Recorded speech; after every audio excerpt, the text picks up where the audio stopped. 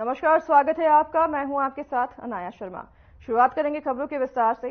चंडीगढ़ में मुख्यमंत्री मनोहर लाल ने हाल ही में सरकारी नौकरी के लिए चयनित युवाओं से ऑनलाइन संवाद किया और उन्होंने प्रदेशवासियों और खासकर चयनित युवाओं को बसंत पंचमी की बधाई देते हुए कहा कि आप उस नई पीढ़ी के प्रतिनिधि हैं जो सूचना प्रौद्योगिकी को सहज ही अपना लेने वाली पीढ़ी है, इसलिए आप हमारी ई गवर्नेंस की प्रक्रिया को भी सरलता से अपना लेंगे। मुख्यमंत्री ने कहा, हमारा लक्ष्य है कि वर्ष 2030 तक राज्य का हर युवा हुनरमंद हो और वित्तीय रूप से समृद्ध हो। जब हम इस लक्ष्य को प्राप्त कर लेंगे तब हरियाणा संयुक्त राष्ट्र के वर्ष 2030 तक के सतत विकास लक्ष्य को प्राप्त कर लेगा। इन सब व्यवस्थाओं को परिवर्तन करने के लिए हम अपने देश और प्रदेश की जो सेवा करने का काम हमारे जिम्मे है उस पर आगे बढ़ें। और मुझे विश्वास है कि आज हरियाणा दूसरे प्रदेशों में बहुत आगे है और इसको और आगे ले जाने के लिए एक संकल्प करना चाहिए कि जो काम हमारे जिम्मे लगा है उसको हम लगन से करेंगे, ईमानदारी से करेंगे, किसी प्रकार की चूक नहीं करेंगे। अपनी जो योग्यता है उस योग्यता के आधार पर हम करेंगे और आवश्यकता पड़ने पर इन कामों के लिए और ट्रेनिंग लेना, हमारा प्रशिक्षण हो, इस प्रशिक्षण को लेकर के भी आगे बढ़ें। पहले से जो कर्मचारी चल रहे हैं उन कर्मचारियों को भी प्रशिक्षण के नाते से हमने एक नया अभियान चलाया है, वो है कर्मयोगी मिशन। प्रधानमंत्री जी ने आह्वान किया कि सभी अधिकारी कर्मचारियों को कर्मचारी न रखें बल्कि उनको कर्मयोगी बनाएं। योग यानी अपना मन उसको उसकी सारी शक्तियां संजो करके और प्रदेश और देश की जनता की सेवा में हम लगाएं ताकि हम किसी प्रकार से कोई कमी ना रहने दें। हाँ, ये अवश्य ध्यान रखना है कि कल्चर, जो काम करने का कल्चर है, पहले के कल्चर में और आज जो आप नए आए हैं दोनों में एक अंतर मिलेगा। हम बहुत मन में एक संकल्प लेकर के आगे बढ़ेंगे, लेकिन कहीं किसी गलत प्रकार का जो कल्चर हमको कहीं मिलता है काम करने का, उसको ठीक करने का संकल्प लेना है, ना कि उसके अंदर जाकर के स्वयं सहभागी होना है। मुझे एक कहानी बार बार मैं सुनाता हूं अपने सभी कर्मचारी भाइयों को, मैं आपको भी सुनाता हूं। जैसे हम सब हरियाणा के लोग हैं, हम जानते हैं कि किसान जब भैंस पालता है, रखता है, तो किसान भैंस को कभी कभी अफारा हो जाता है, अर्थात पेट में गैस भरती है तो अफारा होता है और भैंस की जान को भी खतरा हो जाता है। एक किसान की भैंस को अफारा हुआ, वो डॉक्टर के पास गया, जाकर के कहने लगा कि भैंस को अफारा है, इसलिए मुझे कोई दवाई दीजिए। डॉक्टर ने एक मोटी गोली दे दी और कहा कि जाओ उसको खिला दो। अब डॉक्टर वहां पहुंचते हैं, डॉक्टर के यहां से गोली लेकर किसान घर में पहुंचता है और गोली के लिए खिलाने के लिए डॉक्टर से पूछा था कि भी कैसे खिलाऊंगा। डॉक्टर ने उसको तरीका बताया था कि एक नाल ले लेना, चाहे लोहे की हो बांस की हो, भैंस के मुंह में डालना और ऊपर से गोली डाल करके जोर से फूंक मार देना। अब इसने जाकर के नाल भैंस के मुंह में रखी, ऊपर से गोली डाली और दूसरी साइड से जोर से फूंक मारने लगा। किसान पहले फूंक मारता, इससे पहले ही भैंस ने उल्टा फूंक मार दी। जो गोली भैंस के पेट में जानी चाहिए थी वो किसान के पेट में चली गई। यानी भैंस तो ठीक नहीं हुई, लेकिन वो दवाई के कारण से उस किसान को दस्त लग गए और फिर भागा फिरता रहा।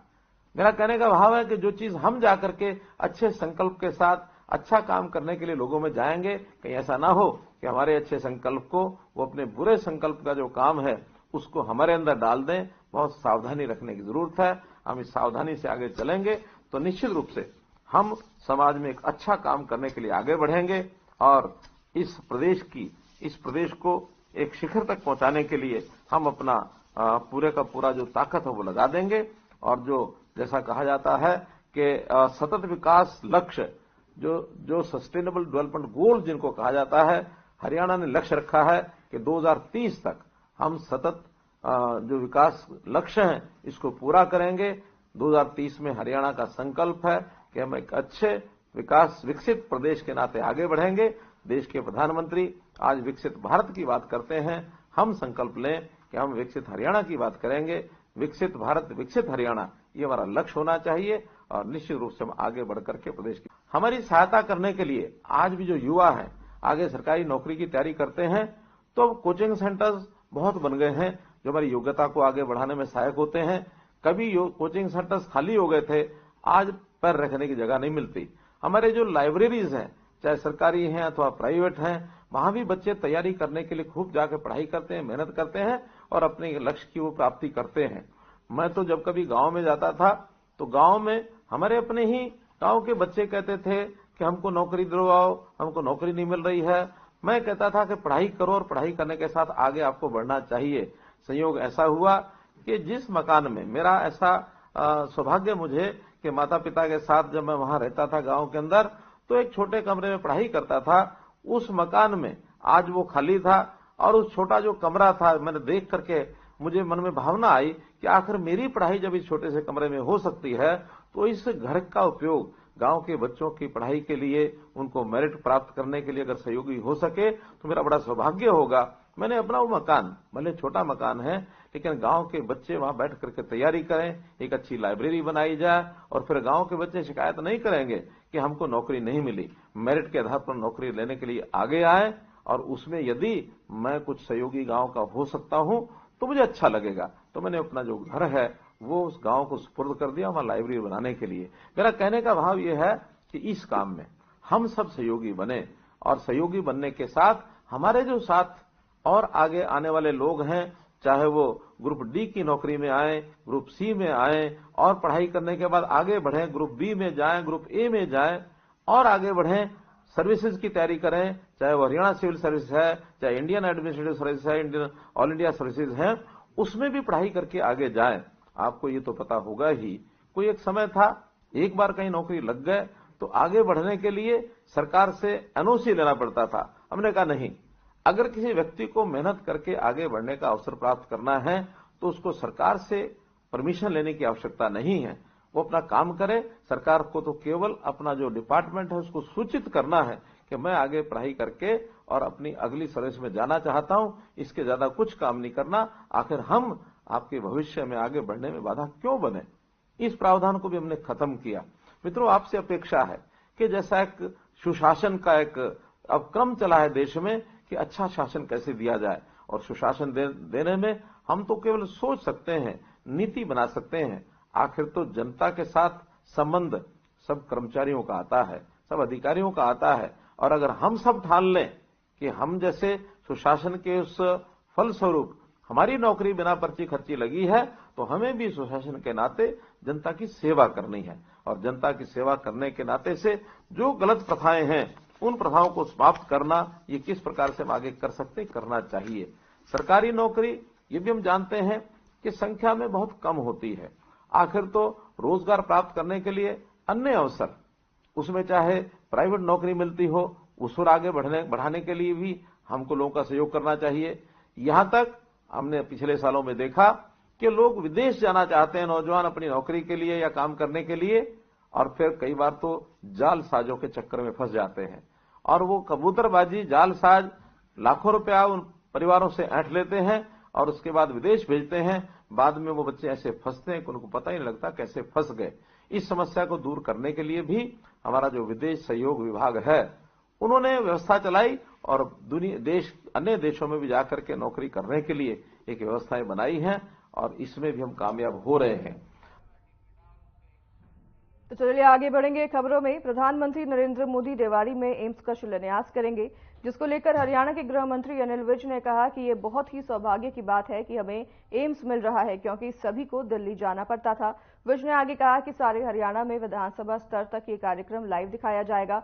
और अबू धाबी में प्रधानमंत्री नरेंद्र मोदी द्वारा एक भव्य मंदिर का उद्घाटन किया गया, जिसको लेकर खुश होते हुए विज ने कहा कि यह इतिहास लिखा गया है कि एक मुस्लिम देश में जो लोगों की धारणाएं थी, उन लोगों की धारणाओं के विरुद्ध जाकर वहां पर एक बहुत बड़ा मंदिर बना है, जिसका उद्घाटन नरेंद्र मोदी जी ने किया है।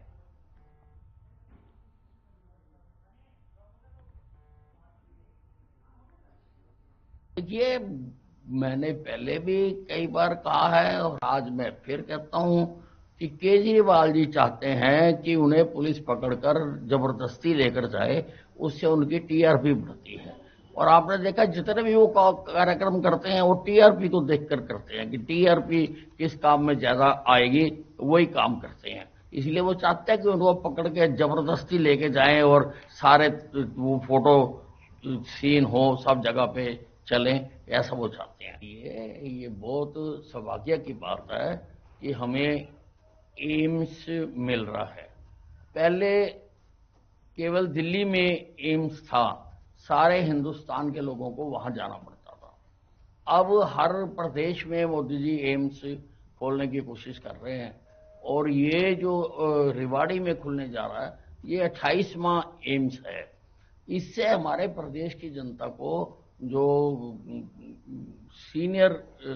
सीरियस बीमारियां हैं उसके इलाज में बहुत फायदा मिलेगा। अन्य सारे हरियाणा में विधानसभा स्तर पर लाइव दिखाया जाएगा मोदी जी का कार्यक्रम।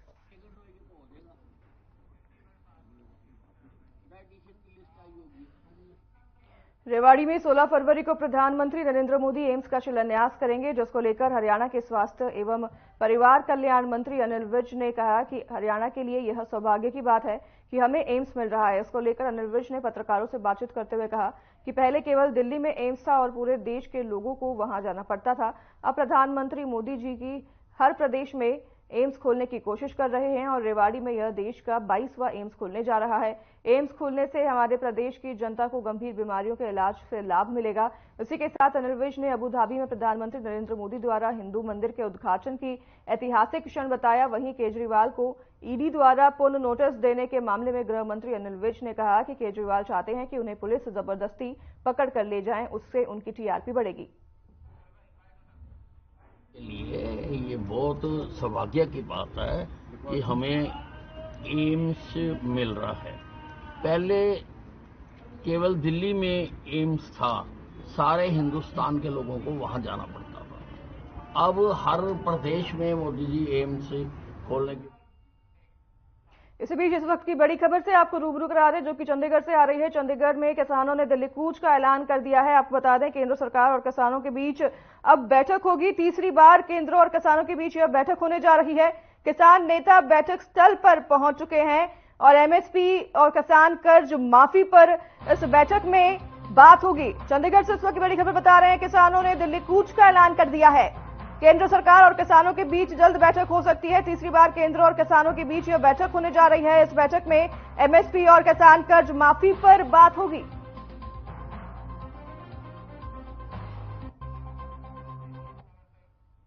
इसी खबर पर ज्यादा जानकारी के लिए हमारे संवाददाता ओपी शर्मा चंडीगढ़ से हमारे साथ जुड़ गए हैं। ओपी, क्या कुछ स्थिति चंडीगढ़ से सामने आ रही है? किसानों ने दिल्ली कूच का ऐलान कर दिया है। केंद्र सरकार और किसानों के बीच अब बैठक हो रही है चंडीगढ़ में। इसको लेकर ये खबर सामने आ रही है, किसान नेता जो है बैठक स्थल पर पहुंच चुके हैं। क्या कुछ स्थिति आ रही है वहां से सामने? देखिए अनाया, आज चंडीगढ़ में किसानों और केंद्र सरकार के बीच जो है वो तीसरी बार जो बैठक हो रही है। और पिछली बार जब बैठक हुई थी, आमतौर पर जो 1 दर्जन के आसपास किसानों की मांगे हैं, उन 2 बैठक में उन मांगों में से अधिकतर करीबन 7 से 8 मांगों पर सहमति बन गई थी। लेकिन किसान कर्ज माफी और एमएसपी गारंटी कानून और 60 साल से ऊपर किसानों को 10,000 पेंशन देने की जो मांग थी, उसके ऊपर जो है कहीं ना कहीं वार्ता जो विफल हो गई थी। और उसके बाद जो 13 तारीख से जो किसानों ने वो दिल्ली कूच के लिए पंजाब के विभिन्न बॉर्डर से चलने लगे थे, लेकिन हरियाणा ने पंजाब के बॉर्डर्स के ऊपर जो रास्तों को बंद करके बैरिकेडिंग कर दी थी और उनको आगे बढ़ने नहीं दिया जा रहा है। और करीबन 2 दिन से अगर हम मंगलवार और बुधवार की बात करें तो जमकर जो है दोनों तरफ से जो है वो टेंशन देखने को मिली है। और कल शाम को जो है केंद्र सरकार ने एक बार फिर उनको जो है इसी बीच बॉर्डर से किसानों की क्या कुछ प्रतिक्रिया सामने आ रही है? क्योंकि बैठक होने तक किसानों ने कहा था कि वह शांत रहेंगे। इसको लेकर क्या कुछ तस्वीरें और प्रतिक्रिया बॉर्डर से सामने आ रही है किसानों की ओर से? फिलहाल बॉर्डर के ऊपर शांति है, लेकिन पुलिस महकमा और जो पूरा अमला जमला है वो वहीं पर मौजूद है, वो और अपनी तैयारियों के साथ बैठे हैं। लेकिन किसान जो है आज शांत हैं। और आज जो बैठक 5 बजे बुलाई गई थी, इसकी बैठक के क्या नतीजे निकलेंगे उसके ऊपर बहुत कुछ जो है वो निर्भर करता है। कल जब राजपुरा में किसानों की प्रेस कॉन्फ्रेंस हुई थी तो किसान नेता जगदीर सिंह डल्लेवाल और सरवर सिंह तीसरी बार ये मीटिंग होने जा रही है केंद्र सरकार के साथ, किसानों की ये मीटिंग होने जा रही है। इस मीटिंग में किसानों के क्या कुछ मुद्दे हो सकते हैं? देखिए, अगर हम बैठक की बात करें तो बैठक में तीन मुद्दों जो सबसे अहम है उन्हीं के ऊपर चर्चा होगी। क्योंकि बाकी मांगों को लेकर जो है केंद्र सरकार पहले ही एग्री हो चुकी है, तो उन मसलों के ऊपर बातचीत ना हो। और जिनमें सबसे पहले कि किसानों को पूरे देश में जो 24 फसलें केंद्र सरकार खरीदती है उसके ऊपर एमएसपी गारंटी दी जाए, साथ ही जो किसानों के ऊपर पूरे देश में कर्ज है उसकी माफी दी जाए। और तीसरी जो किसान किसानों की जो मांग है वो 60 साल से ऊपर के उम्र के जितने भी किसान हैं उन सभी को 10,000 पेंशन देने की मांग है। तो इन 3 मांगों के ऊपर आज विस्तार से चर्चा होगी। किस तरह का प्रारूप केंद्र के जो 2 मंत्री पीयूष गोयल और कृषि मंत्री अर्जुन मुंडा जो चंडीगढ़ में पहुंचने वाले हैं, तो वो किस तरह का एक प्रारूप लेकर किसान नेताओं के सामने रखते हैं और किसान नेता उसमें कितना उससे सहमत होते हैं और कितना उसमें सुधार की मांग वो करते हैं, और क्या उसके बाद मामला जो है वो खत्म हो जाता है या नहीं, इसके ऊपर हमें इंतजार करना पड़ेगा। जी बिल्कुल ओपी, आप भी नजर बनाए रखिए, आपसे लगातार हम अपडेट लेते रहेंगे, हमारे दर्शकों को भी लगातार अपडेट देते रहेंगे। इसके साथ आगे बढ़ेंगे खबरों में। हरियाणा के पूर्व मुख्यमंत्री भूपेंद्र सिंह हुड्डा सोनीपत के एक निजी स्कूल के कार्यक्रम में शिरकत करने पहुंचे। इस दौरान उन्होंने कहा कि किसानों की मांगें जायज है, जल्द से जल्द सरकार को उनकी मांगों को पूरा करना चाहिए।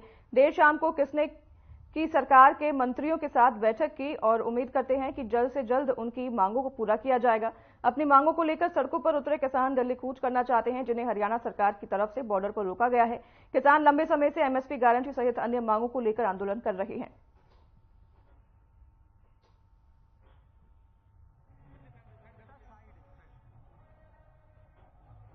देखिए, जो किसानों की मांग है वो सरकार को तुरंत बात करके उसका समाधान निकालना चाहिए। मेरे को उम्मीद है शाम को जो मीटिंग है किसानों की बात मानेगी सरकार। कल प्रधानमंत्री और मेरी किसानों से ये अपील भी है शांतिप्रिय ढंग से अपनी मांग। कल प्रधानमंत्री जी रेवाड़ी आ रहे हैं एम्स का उद्घाटन करने के लिए और रोडवेज विभाग की सारी बसों को वहां बुलाया गया, आम जनता को परेशान करने का काम किया जा रहा है, इस पे क्या कहेंगे? प्रधानमंत्री आ रहे हैं, एक अच्छे काम के लिए आ रहे हैं, कोई बात नहीं।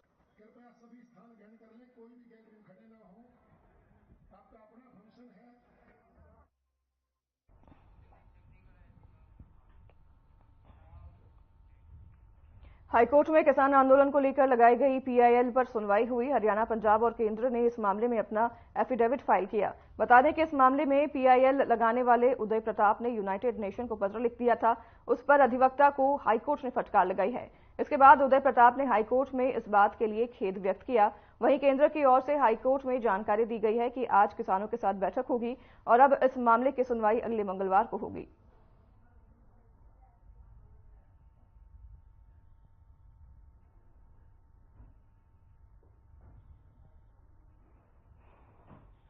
ਅਸੀਂ ਸਾਡਾ ਇਹ ਜੀ ਕਿ ਔਨ ਦਾ ਵਨ ਹੈਂਡ ਇੱਕ ਐਸਟੈਬਲਿਸ਼ਡ ਲੀਗਲ ਪ੍ਰਿੰਸੀਪਲ ਹੁੰਦਾ ਆ, one can not approbate and reprobate at the same time.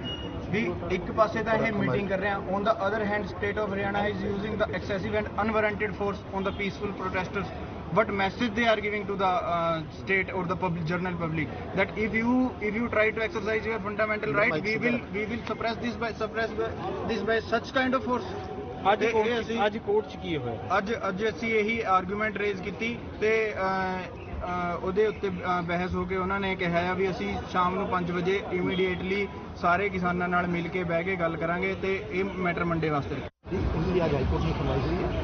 सुनवाई के दौरान भारत सरकार की तरफ से हमने उनको बताया कि हमारे केंद्र के 3 मंत्री आज शाम को चंडीगढ़ आ रहे हैं और कल राजपुरा में किसान प्रतिनिधियों से बातचीत हुई थी, कुछ ऑफिसर्स भेजे गए थे और उस बातचीत के बाद आज सभी पक्ष बातचीत के लिए तैयार हैं। ये बैठक चंडीगढ़ में 5 बजे होगी और हमें पूरा विश्वास है कि कोई ना कोई सार्थक निर्णय से निकला। दूसरी बात हमने जो कही है कि जो एक पिटिशनर है उन्होंने एक पत्र यूएनए को लिखा था फॉर इंटरनेशनल इंटरवेंशन। हमने कहा कि किसी भी व्यक्ति को high court, supreme court, Bharat सरकार के पास जाने का अधिकार है, लेकिन अगर आप विदेशों में इसको लेकर जाओगे तो वो देश के हित में नहीं।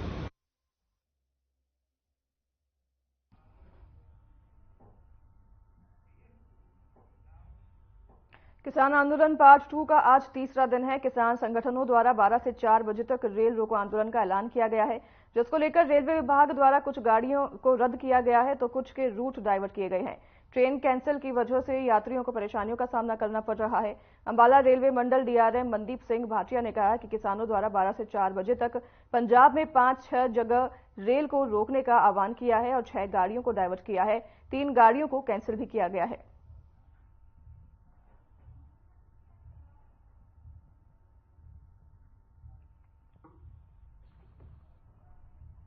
अभी जो प्रिलिमिनरी रिपोर्ट है 12 बजे से लेकर 16 बजे तक ट्रेन्स को 5-6 जगह रोकने का आह्वान किया गया है। इसमें हम लोगों ने 6 गाड़ियों को डाइवर्ट किया है, 3 गाड़ियों को कैंसिल किया है और 2 गाड़ियों को शॉर्ट ओरिजिनेट किया है, जिससे यात्रियों की असुविधा मिनिमाइज हो सके और हम लोगों को सुचारू रूप से हम लोग ट्रेन चला पाए। हाँ, जो डाइवर्जन है इसमें 15708 अमृतसर कटिहार है, इसको सानेवाल चंडीगढ़ अम्बाला से डाइवर्ट किया गया है।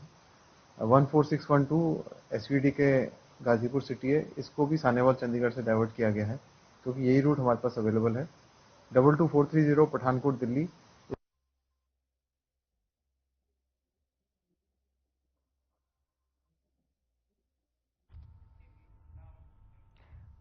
किसान आंदोलन पार्ट 2 शुरू हो चुका है। पंजाब से किसान दिल्ली कूच करने के लिए अंबाला शंभू बॉर्डर पर इकट्ठा हो चुके हैं। किसानों के प्रदर्शन को देखते हुए प्रशासन अलर्ट है। शंभू बॉर्डर को पूरी तरह से सील कर दिया गया है।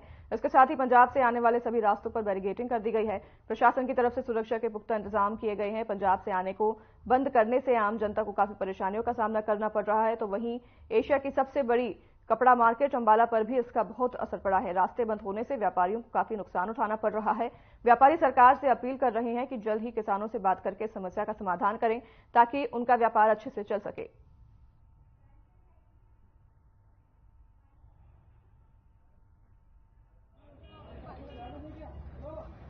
सर, इंटरनेट बंद से बहुत कल भी बहुत दिक्कत आई है। जो गाँव लेता है, कार्ड स्वैप करना है, ये पैसे डालने हैं, गूगल पे से पैसे डल ही रहे और बहुत कल सारी बहुत परेशानी रही है। वो हो गया सिस्टम नहीं है हमारे पास। तो पंजाब से भी कल ग्राहक का भी काफी कम रहा है कि रास्ते पंजाब के सारे बंद है, ग्राहक आया नहीं। जो आया है वो हमें गूगल पे करना है जी, क्या करें जी, कोई सिस्टम ही नहीं है। तो बस सारी परेशानी है, बहुत परेशानी का सामना करना पड़ा है सर। देखो, जैसे जैसे गवर्नमेंट ने पहले बहुत ज्यादा तवज्जो दिया इसको ऑनलाइन पेमेंट्स को, अब एकदम इंटरनेट बंद होने से कस्टमर इतना पेमेंट लेके नहीं आता, अपने साथ चलता नहीं है, तो इससे काफी फर्क पड़ रहा है। कल भी हमारे पास कम से कम 8 से 10 कस्टमर ऐसे वापस गए जिनके पास पेमेंट्स नहीं थी, जो ऑनलाइन पेमेंट कहीं करने के विचार में थे, बट नेट ना होने के कारण खाली जाना पड़ रहा है सबको। तो ये बहुत दिक्कत आ रही है फिलहाल। अभी कल से तो ये दिक्कत है ही है। पंजाब, हिमाचल खासकर इन एरिया से आते हैं और लोकल रहते हैं। सब सीमाएं बंद कर देंगे तो कस्टमर का आना तो बिल्कुल ही बंद हो जाएगा।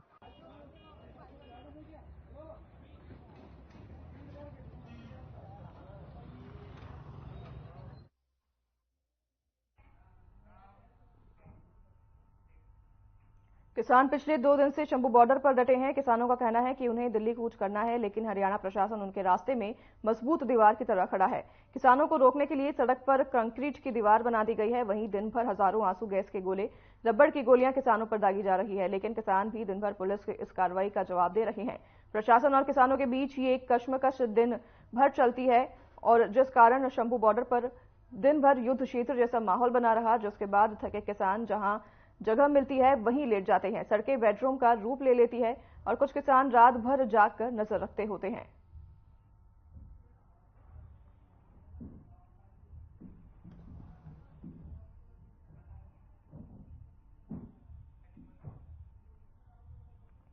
शंभू बॉर्डर पर लगातार किसानों का जत्था जो है वो बना हुआ है। किसान वहां पर डटे हुए हैं। वहीं प्रशासन भी अलर्ट मोड पर है। प्रशासन की ओर से भी लगातार कार्रवाई की जा रही है। इसी बीच किसान रात को जहां जगह मिलती है वहां पर आराम करते हैं और रैन बसेरा बना लेते हैं। किसानों को बॉर्डर पर ही सोते हुए नजारा देखा जा सकता है। किसान जो है पूरी तैयारी के साथ बॉर्डर पर पहुंचे हैं। कई किसानों ने खानों का इंतजाम भी कर लिया है। तो वहीं सभी किसान अब बॉर्डर पर घर बना चुके हैं। वहीं दूसरी ओर प्रशासन भी सुबह रात मेहनत कर रहा है। किसानों से अपील की जा रही है कि वो बॉर्डर क्रॉस ना करें। हालांकि किसान अपने निर्णय पर डटे हुए हैं। बॉर्डर पर किसानों का जत्था डटा हुआ है। इसी बीच किसानों को सड़कों पर सोते देखा गया है। शंभू बॉर्डर पर किसानों ने अपना घर बना लिया है, जहां लगातार किसान डटे हुए हैं।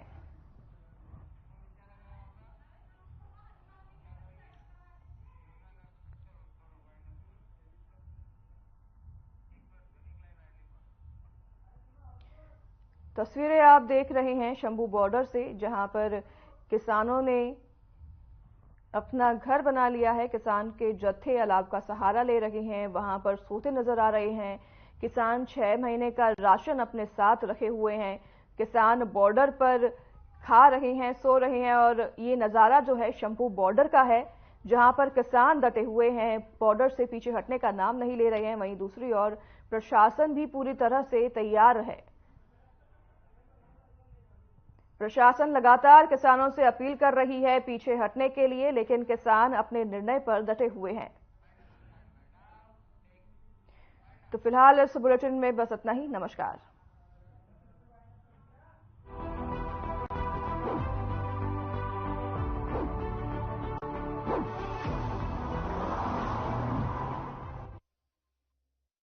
Hey, Mom.